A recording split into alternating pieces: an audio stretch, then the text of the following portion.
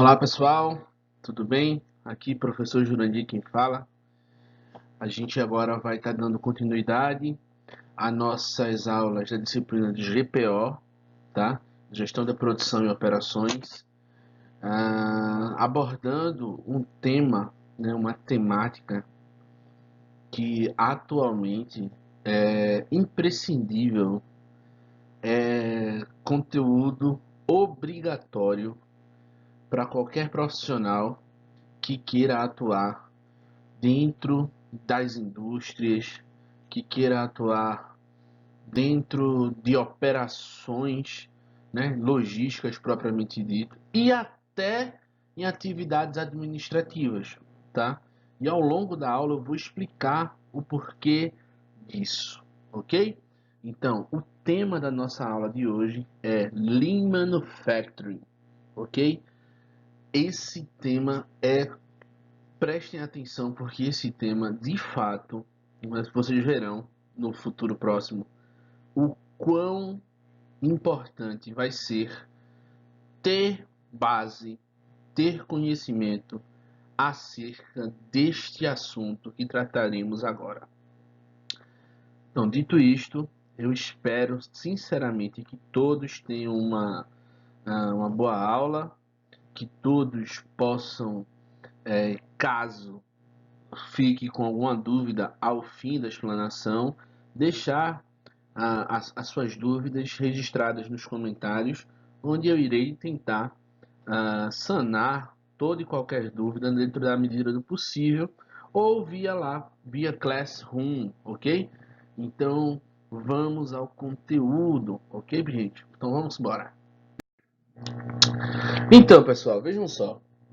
Ah, Como vocês sabem, o processo de produção, o processo produtivo, ele mudou muito e tem mudado muito ao longo do tempo. Mas fazendo um paralelo histórico, tá? Superficial, que não é o objetivo da aula tratar disso, mas é importante para a gente se situar. Então a gente verifica o que a produção de bens, de produtos, ela nos seus primórdios, ela era feita de forma manufaturada, né? Era feita aqui por meio de manufatura e de forma artesanal. Era um tipo de produção que era feita mediante solicitação.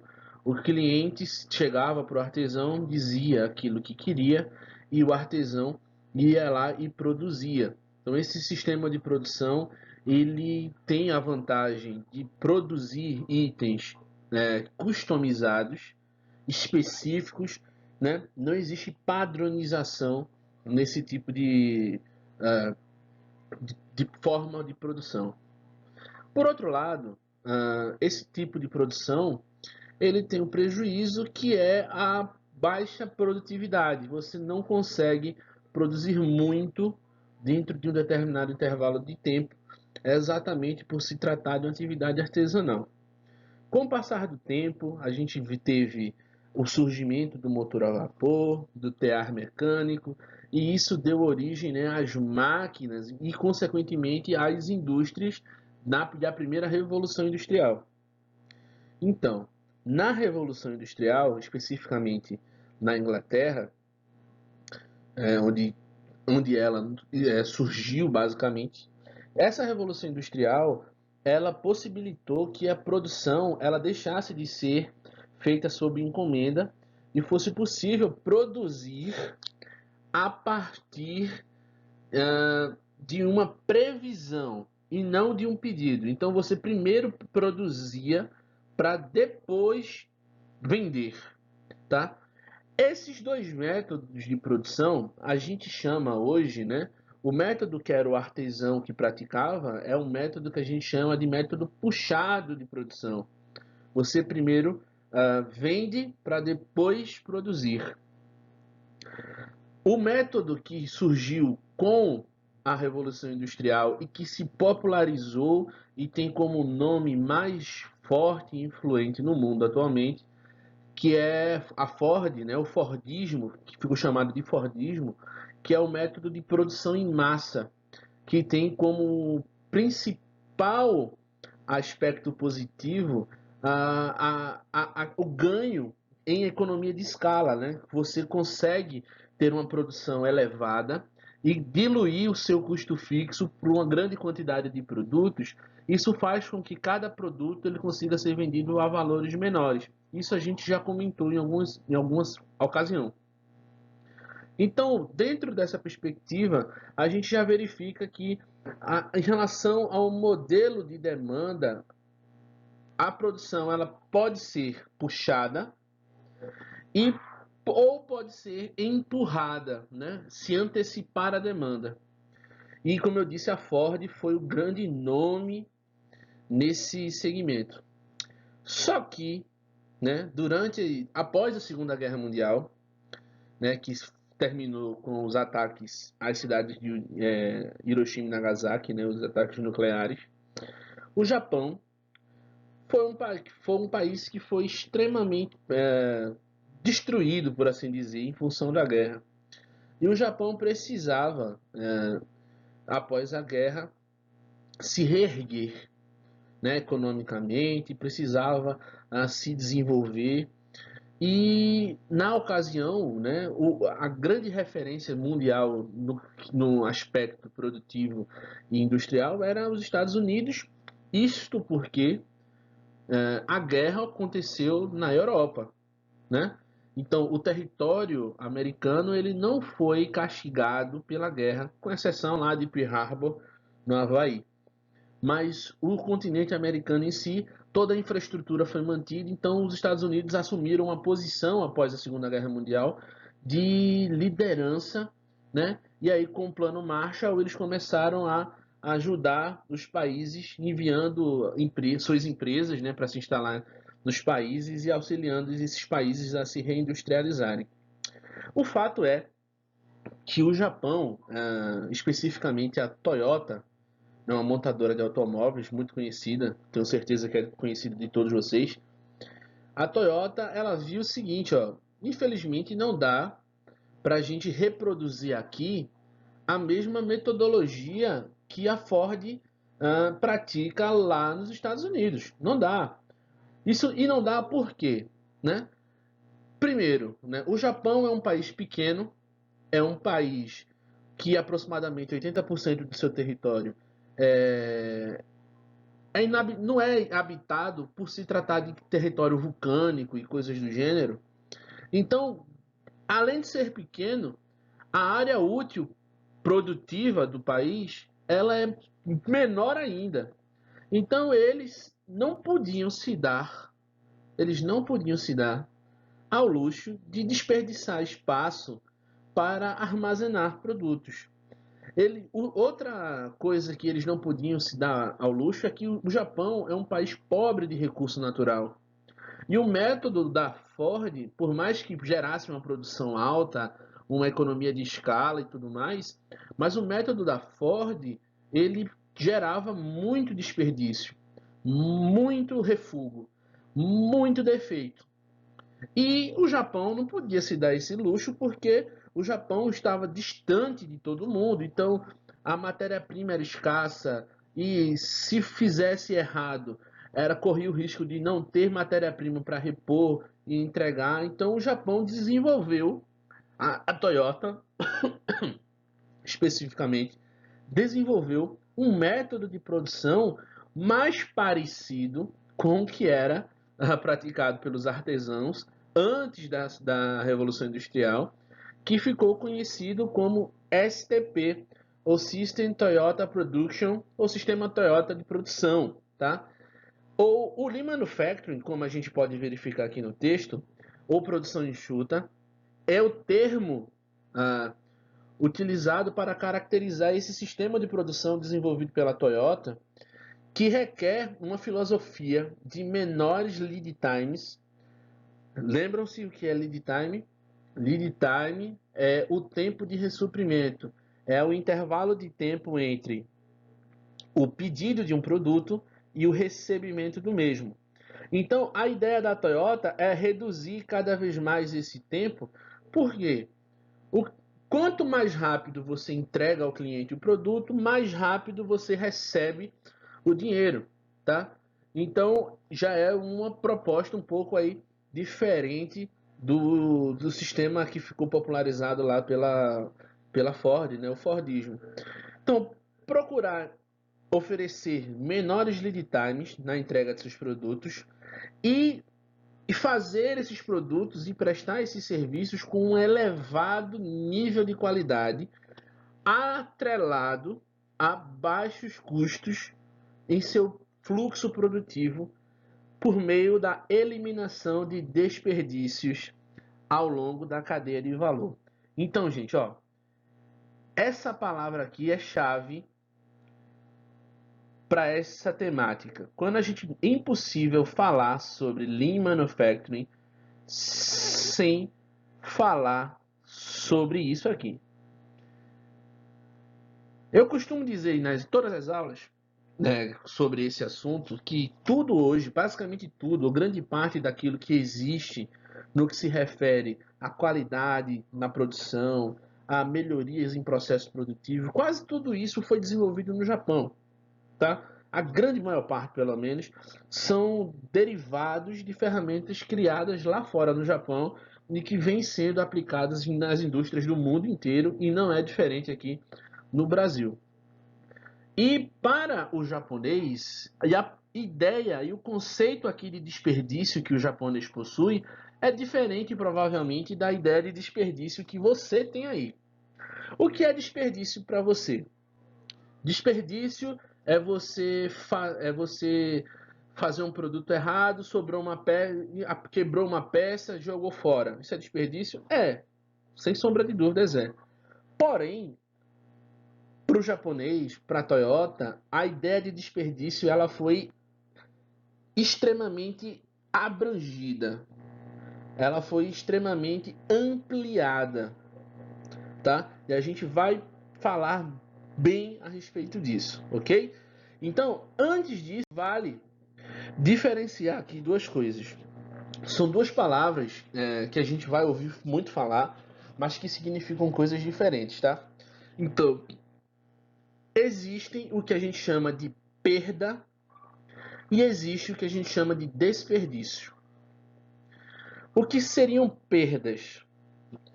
Perda, do ponto de vista produtivo, é toda a entrada no processo. Lembra lá das nossas aulas que o processo ele é composto por uma entrada, um processo de transformação e uma saída, né? Input, transformação, output, retroalimentação, feedback, enfim.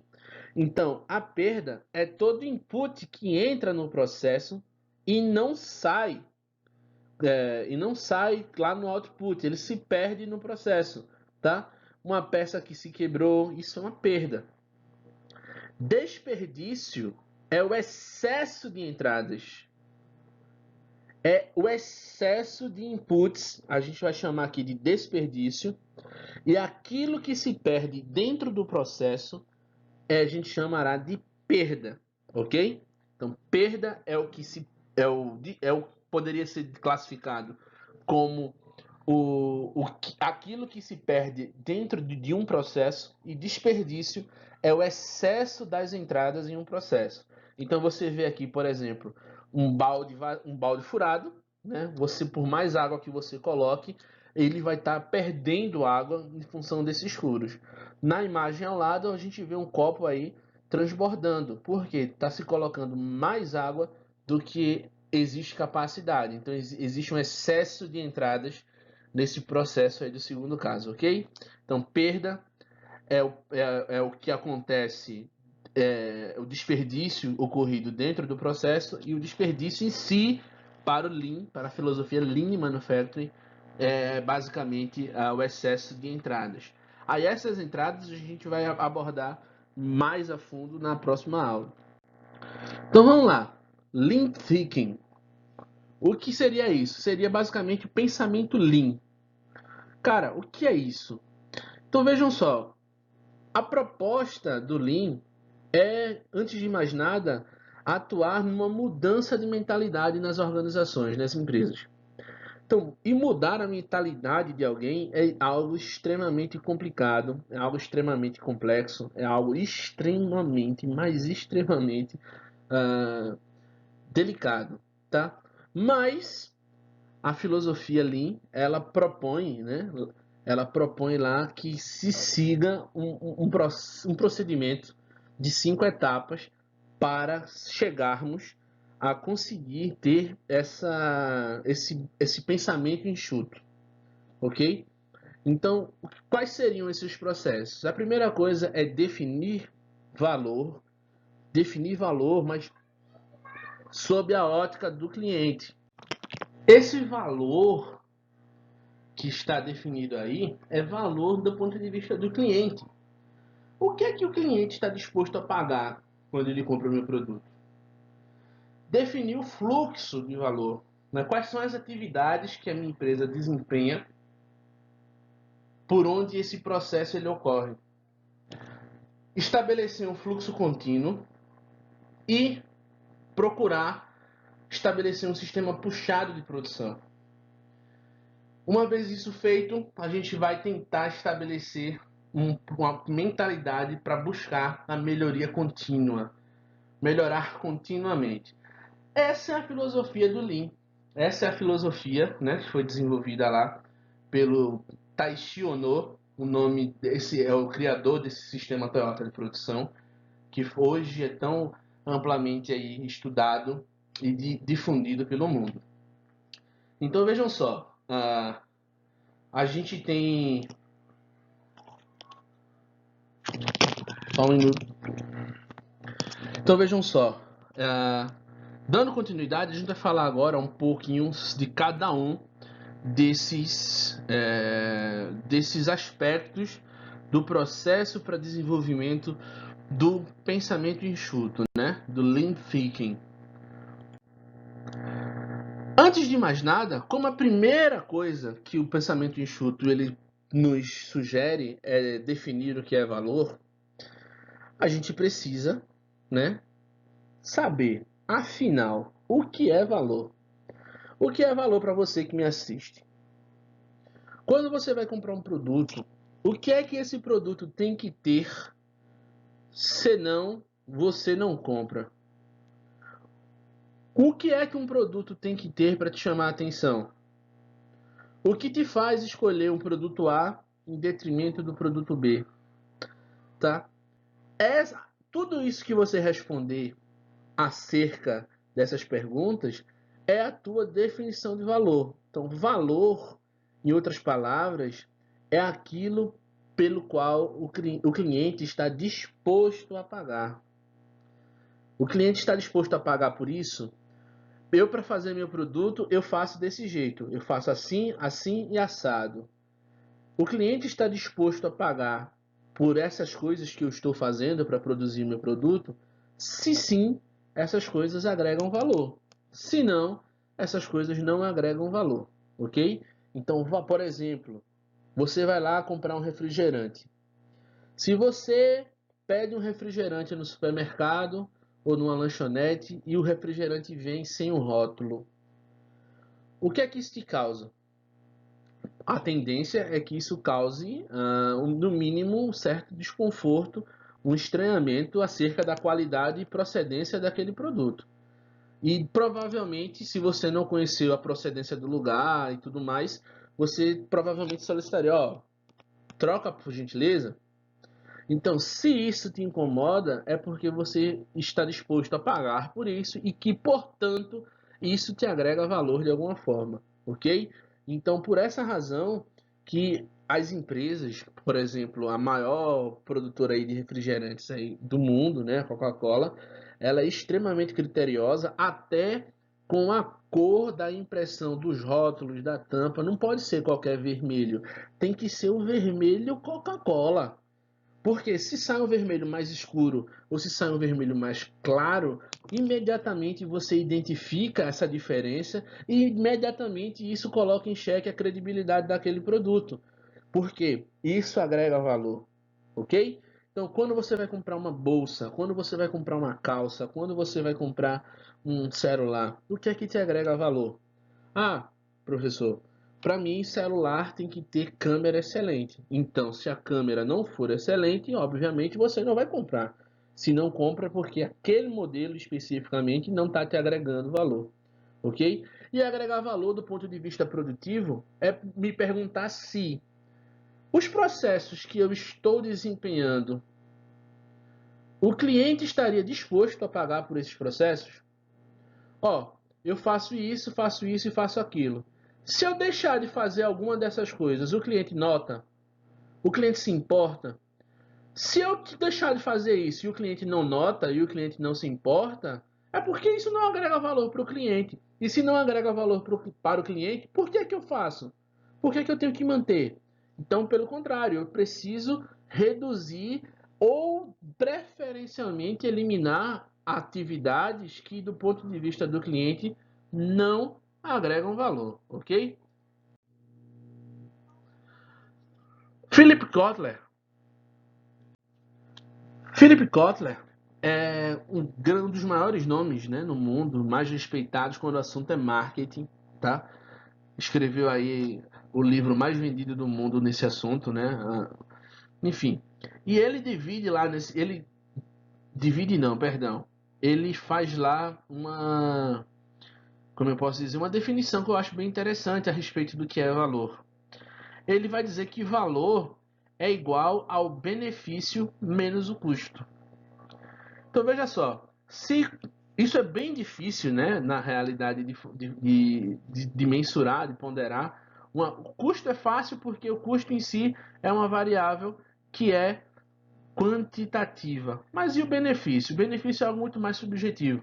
Mas suponha que você consiga, de alguma forma, mensurar esse benefício, né? Mesmo que de forma intuitiva. Se quando você subtrai do benefício o custo, se o resultado é positivo, aquele produto ele te agrega valor. Se não, se é negativo, significa que é o contrário, né?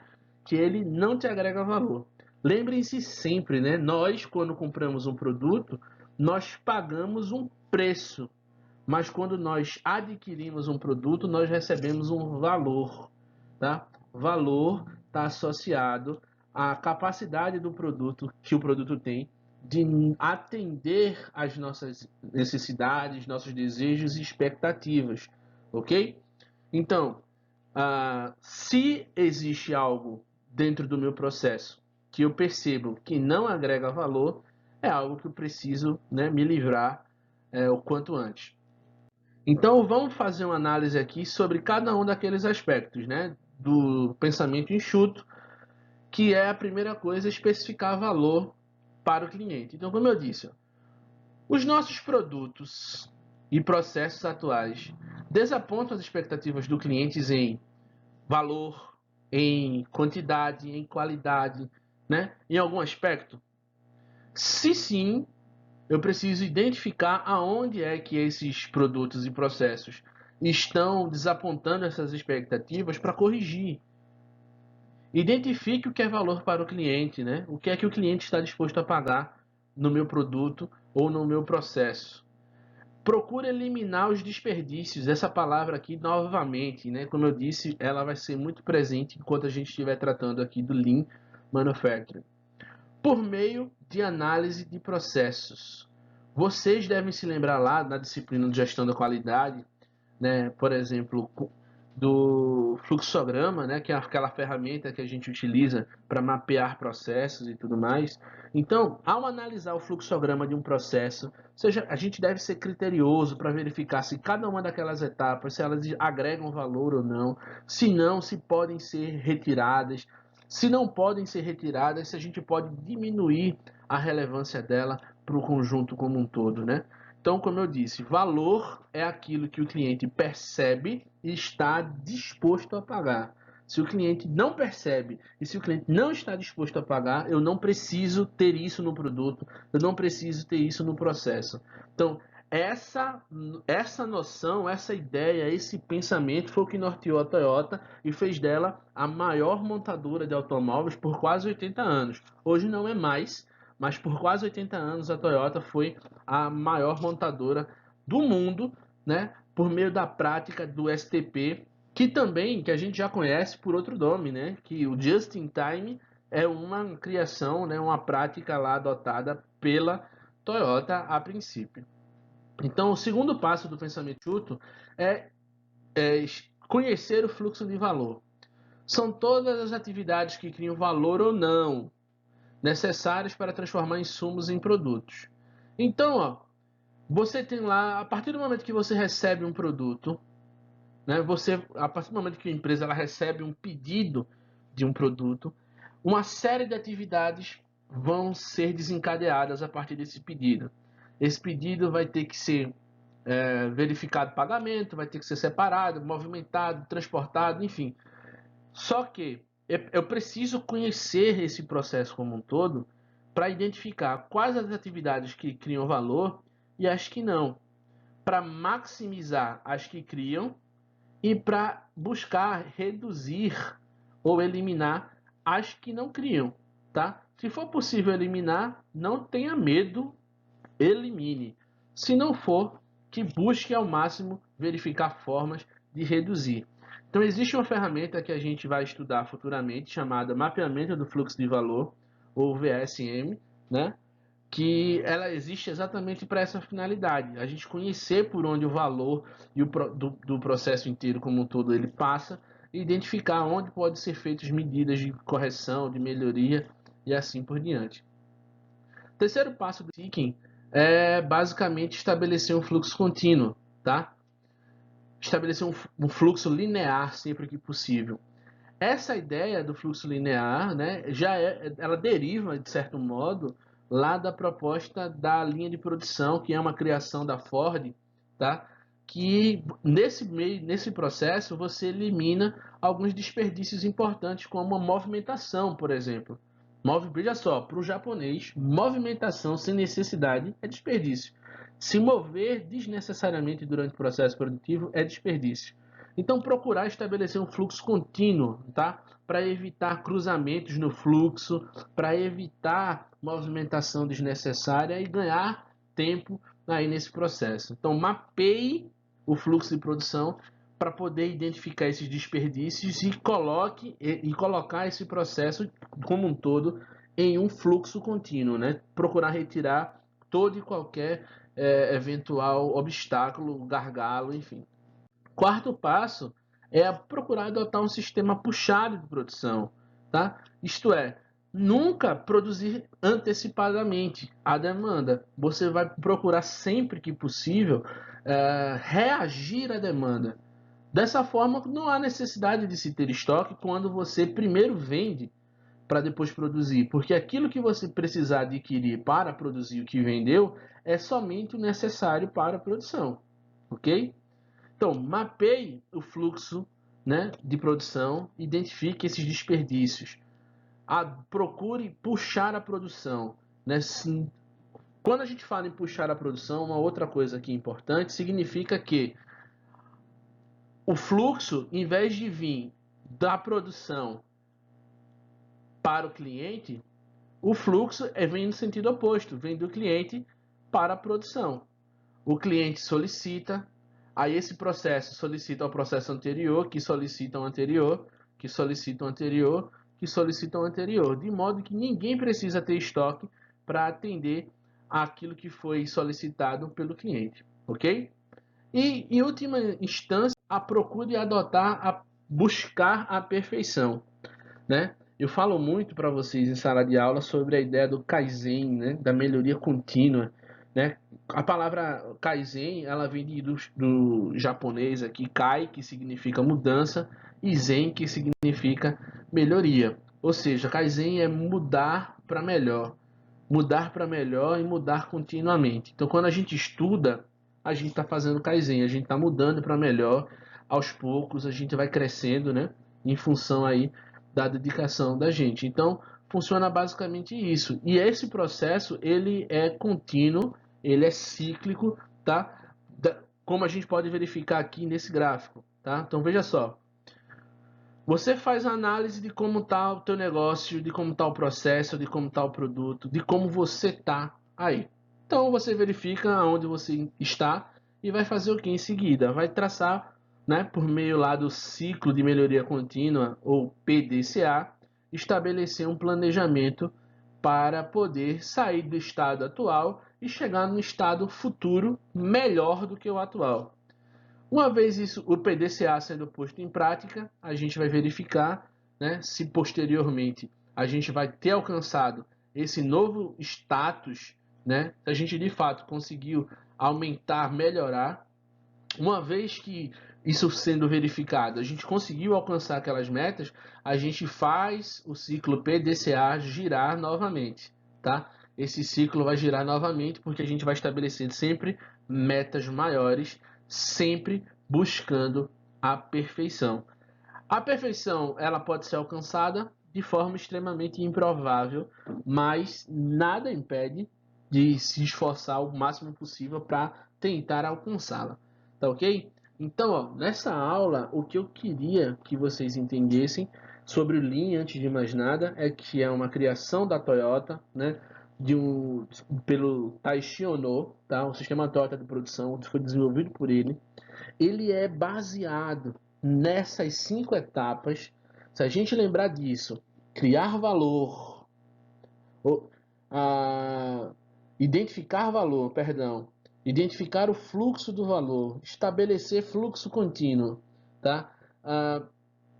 Fazer sistemas de produção baseados em puxar, em reagir à demanda e buscar a perfeição, tá? Isso vai ajudar muito daqui para frente, porque essa é a metodologia que a gente vai ver em qualquer indústria que você for hoje em dia, você vai precisar saber disso. Então, dito isso, pessoal, na próxima aula a gente vai entrar a fundo, né, nesses desperdícios, conhecer todos os desperdícios segundo a filosofia do Lean, tá? Então fica aí a nível de informação para quem já quiser ler e se informar a respeito. E desejo a todos aí uma boa semana, né? Que vocês possam estudar, que vocês possam estar bem, seus familiares também. Até semana que vem. Forte abraço. Até mais.